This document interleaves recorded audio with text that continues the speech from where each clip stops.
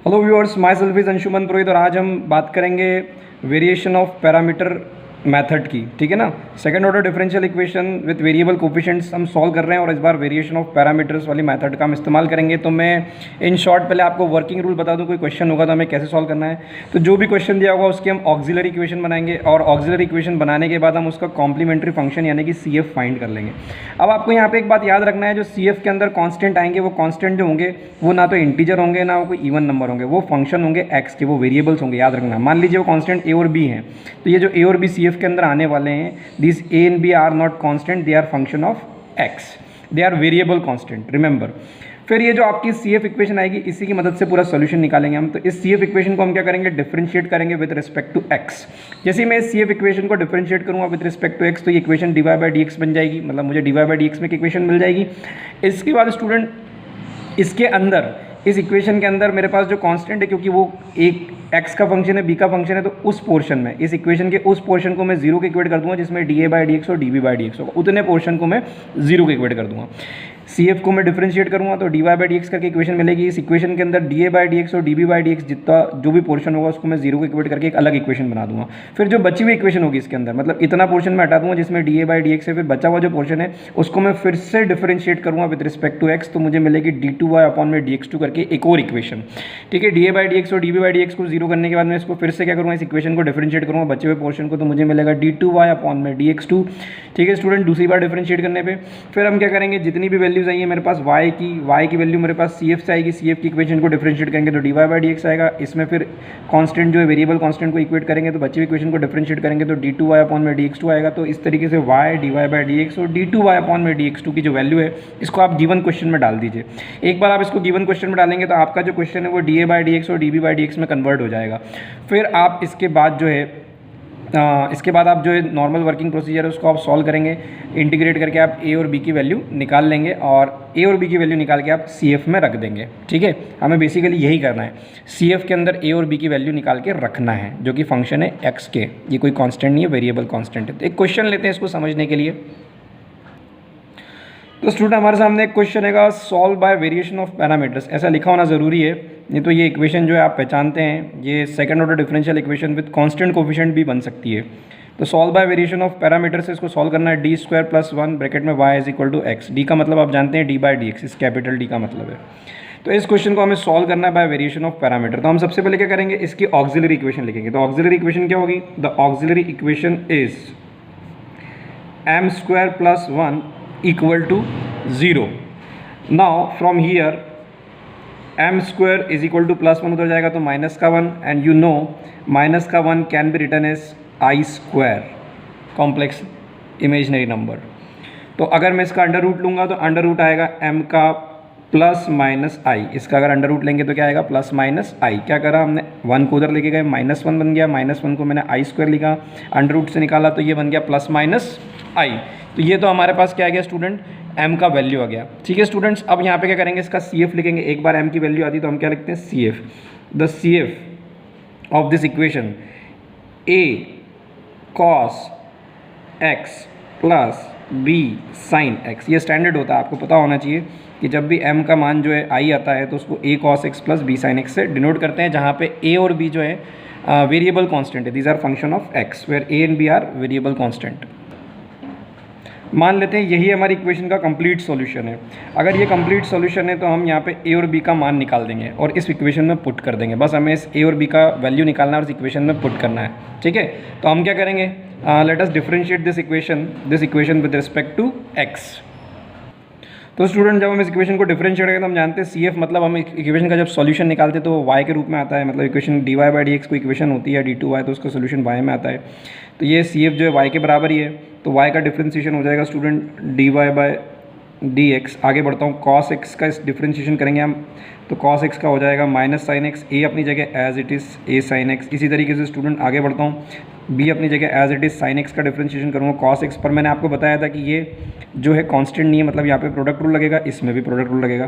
तो एक बार ए को ऐसा कैसा लिखा और कॉस का करा तो माइनस साइन आया, आप कॉस को ऐसा कैसा लिखूँगा और ए का करूँगा तो वो आएगा D A by D X plus B sine X में मैंने पहले बी को ऐसा कैसे लिखा, साइन का करा तो कॉस आया, अब साइन को ऐसा कैसे लिखूँगा और बी का करूँगा तो B sine as it is और बी का करूँगा तो D B by D X.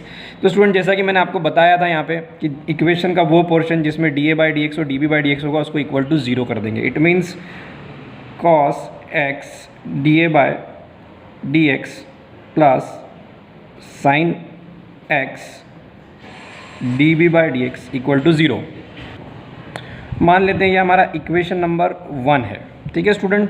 तो अब मेरी रिमेनिंग इक्वेशन कितनी बचेगी? अगर ये 0 के बराबर हो जाएगा तो इतना ही इक्वेशन मेरे पास बचेगा। तो इस रिमेनिंग इक्वेशन को मैं डिफरेंशिएट करता हूँ विद रिस्पेक्ट टू एक्स। तो डिफरेंशिएट करते हैं रिमेनिंग इक्वेशन को विद रिस्पेक्ट टू एक्स। तो D Y by D X हो जाएगा डी टू वाई अपॉन में D x two. Again sine X का differentiation minus A as it is, sine X का डिफ्रेंसिएशन हो जाएगा कॉस एक्स। आगे बढ़ता हूँ, plus B as it is cos X का हो जाएगा माइनस साइन एक्स, माइनस का साइन एक्स। फिर यहाँ पे प्रोडक्ट रूल लगेगा, जैसा कि हम जानते हैं ये कांस्टेंट नहीं है। अब साइन एक्स माइनस का sine X as it is और ए का हो जाएगा D A by D X. फिर student cos X as it is और इसका हो जाएगा D B by D X. ठीक है स्टूडेंट, तो हमने दूसरी बार डिफरेंशिएट कर दिया। अब हमारे पास y की वैल्यू भी है, हमारे पास D Y by D X की वैल्यू भी और डी टू वाई अपॉन में डी एक्स टू की वैल्यू भी है। हम इसको गिवन क्वेश्चन में पुट अप करने वाले हैं। तो गिवन क्वेश्चन क्या है हमारा? ये रहा गिवन क्वेश्चन, इसको हम लिख लेते हैं। इसका मतलब अगर इस y को इसमें मल्टीप्लाई कर देंगे तो ये गिवन क्वेश्चन क्या है हमारा? डी टू वाई अपॉन में डी एक्स टू, और इस y का अंदर मल्टीप्लाई करूँगा तो y। ठीक है स्टूडेंट, इसके अंदर हम इसको क्या करने वाले हैं? पुट करने वाले हैं इक्वल टू एक्स। तो डी टू वाई अपॉन में डी एक्स टू की वैल्यू ये रही, तो मैं रख देता हूँ डी टू वाई अपॉन में डी एक्स टू की ये पूरी वैल्यू यहाँ पे। तो इसकी जगह क्या आएगा स्टूडेंट? माइनस का A cos X plus minus minus B sine X, फिर माइनस का sine X D A by D X plus cos X D B by D X. ठीक है स्टूडेंट, ये तो मैंने इसकी जगह रखा। प्लस वाई की वैल्यू क्या है स्टूडेंट? तो ये रही वाई की वैल्यू, जो हमने सी एफ निकाला था इक्वेशन का वही वाई की वैल्यू, प्लस ये वाई की value A cos X plus B sine X, A cos X plus B sine X, और इक्वल टू में y के बाद क्या है? Equal to x। ये हमने निकाल दिया। अब स्टूडेंट यहाँ पे देख सकते हैं आप, a cos x से a cos x cancel, plus का b sin x और माइनस का b sin x कैंसिल। तो हमारे पास इक्वेशन क्या बची? हमारे पास बची माइनस का sin x D A by D X plus का cos x D B by D X equal to x। इसको बोलते हैं इक्वेशन 2। तो स्टूडेंट इक्वेशन 1 और इक्वेशन 2 आप देख सकते हैं। इक्वेशन 1 मैंने किसको दिया था? इक्वेशन 1 मैंने इसको दिया था, दिस इज़ माई इक्वेशन 1, और ये मेरी इक्वेशन नंबर 2। तो ये मेरी इक्वेशन 1 और मेरी इक्वेशन 2 मेरे हाथ में आ चुकी है। तो इन दोनों इक्वेशन को आप, दो अननोन वाली इक्वेशन है, सॉल्व करना मेरे ख्याल से आप लोगों को आती है, फिर भी मैं थोड़ा सा हिंट कर देता हूँ। यहाँ D A by D x का कोफिशिएंट साइन एक्स है और यहाँ D A by D x का कोफिशिएंट कॉस एक्स है। तो दोनों तरफ, दोनों इक्वेशन में कोफिशिएंट सेम होना चाहिए। तो उसको सेम करने के लिए हम क्या करने वाले स्टूडेंट? इस इक्वेशन में मैं मल्टीप्लाई कर दूँगा इसके कोफिशिएंट का, और इस इक्वेशन में मैं मल्टीप्लाई कर दूंगा इसके कोफिशिएंट का। ठीक है स्टूडेंट, इधर D A by D x का कोफिशिएंट साइन एक्स से पूरी इक्वेशन को साइन एक्स से मल्टीप्लाई करेंगे, इधर D A by D x का कोफिशिएंट कॉस एक्स से पूरी इक्वेशन को इससे मल्टीप्लाई कर देंगे। दो इक्वेशन बनेंगे और उनको सॉल्व कर देंगे। तो हम करते हैं ऐसा। तो जब मैं इसको मल्टीप्लाई करूँगा स्टूडेंट, तो यहाँ पे जो है this will be sine x cos X D A by D x, और यहाँ पे आ जाएगा साइन स्क्वायर एक्स। ठीक है, मैं इसी में कर देता हूँ। और इधर मैं मल्टीप्लाई करूँगा तो कॉस एक्स साइन एक्स, और इधर हो जाएगा कॉस एक्स का मल्टीप्लाई करूँगा तो कॉस स्क्वायर एक्स, और यहाँ पे एक्स से मल्टीप्लाई करूँगा तो कॉस एक्स। इधर 0 है तो इधर साइन एक्स का 0 मल्टीप्लाई करेंगे तो 0 आएगा। इस इक्वेशन में मैंने साइन एक्स का मल्टीप्लाई करा तो sine x cos X D A by D x, इसमें मैंने साइन का मल्टीप्लाई करा था साइन स्क्वायर एक्स हो जाएगा D B by D x, और इधर मल्टीप्लाई करूँगा तो 0। इस इक्वेशन में मैंने कॉस का मल्टीप्लाई करा तो cos X sine X D A by D x, और इसमें मैंने कॉस का मल्टीप्लाई करा तो cos square X D B by D x, और इधर एक्स के साथ कॉस का मल्टीप्लाई कर दिया। तो स्टूडेंट आप देख सकते हैं ये D A by D X, ये D A by D X, ये कॉस एक्स साइन एक्स, ये कॉस एक्स साइन एक्स, ये प्लस का ये माइनस का, तो ये कैंसिल आउट हो जाएगा। तो ये बचेगा मेरे पास D B by D X sine square X D B by D X plus cos square X D B by D X is equal to 0 plus X cos X हो जाएगा X cos X. तो अगर मैं D B by D X common ले लूँ, यहाँ से D B by D X अगर कॉमन ले लें तो अंदर क्या बचेगा student? Sine square X plus cos square X is equal to X cos X. Sine square X plus cos square X क्या हो जाएगा? 1। तो इसका क्या मतलब हो जाएगा? D B by D X, ये तो 1 हो गया, is equal to X cos X. ठीक है स्टूडेंट, यहाँ से हम आगे बढ़े, डी एक्स को उठा के इधर ले आते हैं तो D B is equal to X cos x dx। ठीक है स्टूडेंट, समझ में आया क्या करा हमने? बहुत ही आसान था। हमने इन दो इक्वेशन को सॉल्व करा और सॉल्व करने के बाद मैं चाहूँ तो dA/dx निकालूँ, चाहे dB/dx निकालूँ, कोई फ़र्क नहीं पड़ता। मैंने dB/dx की वैल्यू यहाँ से निकाल दी। तो जैसे ही मेरे पास dB/dx की वैल्यू आई, वो कितनी आई? x cos x। अब मैं dB/dx की वैल्यू यहाँ पुट कर देता हूँ स्टूडेंट्स, तो मेरे पास dA/dx की वैल्यू आ जाएगी। चाहो तो आप इस इक्वेशन में पुट कर दो, कोई फ़र्क नहीं पड़ने वाला। पहले हम इसको सॉल्व कर लेते हैं और b का वैल्यू निकाल। तो student dB is equal to x cos x dx आया। इंटीग्रेट कर देते हैं, दोनों तरफ इंटीग्रेट करेंगे तो dB का इंटीग्रेशन तो b हो जाएगा। इसको फर्स्ट फंक्शन बोल देते हैं, इसको सेकंड फंक्शन बोल देते हैं। First function as it is, second function का इंटीग्रेशन करेंगे cos x का, तो वो आएगा sin x minus first function का डिफरेंशिएशन d/dx ऑफ x हो जाएगा 1। और फिर ये जो फंक्शन है, आपको अगर याद हो प्रोडक्ट रूल, तो इसका इंटीग्रेशन करेंगे, sin x का इंटीग्रेशन आएगा माइनस का cos x और एक कांस्टेंट इंट्रोड्यूस कर देते हैं। तो b का वैल्यू हमारे पास आ जाएगा x sin x minus minus plus cos x plus c1। ठीक है स्टूडेंट, आपको याद होगा कि जो आंसर आता है उसी का यहाँ पे इंटीग्रेट कर देते हैं। ये मैंने आपको पिछले लेक्चर में भी बताया था फॉर्मूला, तो यहाँ पे हम डिस्कस नहीं कर रहे हैं इसको।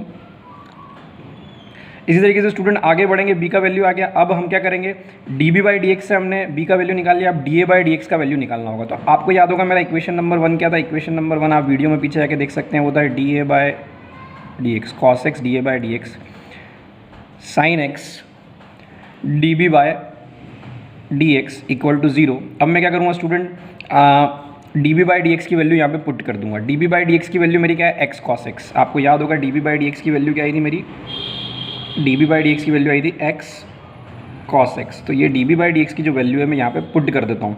तो cos x dA/dx plus sin x dB/dx की जगह कितने x cos x equal to 0। अब cos x इस इक्वेशन में भी cos x, दोनों में से कॉमन निकल के आएगा बाहर और इधर 0 की तरफ जाएगा तो डिवाइड में ख़त्म हो जाएगा। तो बचेगा क्या? dA/dx plus x sin x, ये x और sin x इक्वल टू 0। और यहाँ से dA/dx कितना आ जाएगा? माइनस का x sin x।